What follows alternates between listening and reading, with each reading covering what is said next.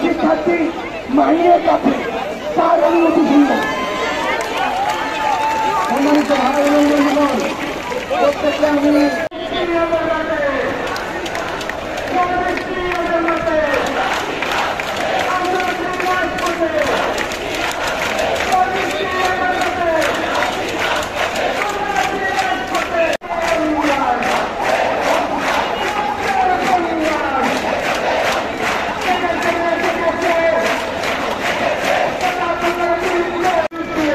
একদিকে শিক্ষার্থীদের অবস্থান, অন্যদিকে আইন শৃঙ্খলা রক্ষাকারী বাহিনীর অবস্থান, দুটো মিলেই এক প্রকার উত্তেজনা, অর্থাৎ বলা যেতে পারে যে থমথমে শাহবাগ।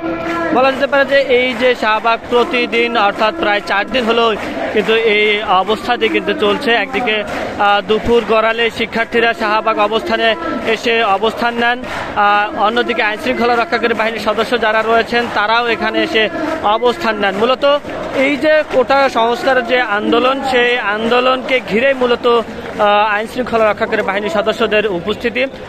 এই আন্দোলন থেকে কোনো প্রকার যেন অপ্রীতিকর ঘটনা না ঘটে সেই জায়গা থেকে মূলত এখানে আইন শৃঙ্খলা রক্ষাকারী বাহিনীর সদস্য যারা রয়েছেন তারা এখানে তৎপর অবস্থায় থাকেন। কোনো প্রকার যেন বিশৃঙ্খলা সৃষ্টি না হয় সেই জায়গা থেকে কিন্তু তারা এখানে অবস্থান করেন। মূলত দুপুর গড়ার পর থেকেই কিন্তু শিক্ষার্থীরা ঢাকা বিশ্ববিদ্যালয় থেকে শুরু করে, 7 কলেজ থেকে শুরু করে ঢাকার আশপাশের যেসব জাতীয় বিশ্ববিদ্যালয় রয়েছে সেসব জাতীয় বিশ্ববিদ্যালয় থেকেও কিন্তু এই যে শিক্ষার্থীরা রয়েছে তারা কিন্তু এই শাহবাগে এসে কিন্তু তারা অবস্থান নেন এবং এখানে অবস্থান নিয়ে তারা তাদের যে দাবি দাবা রয়েছে সেই দাবি দাবা কিন্তু উপস্থাপন করেন। তারা স্লোগান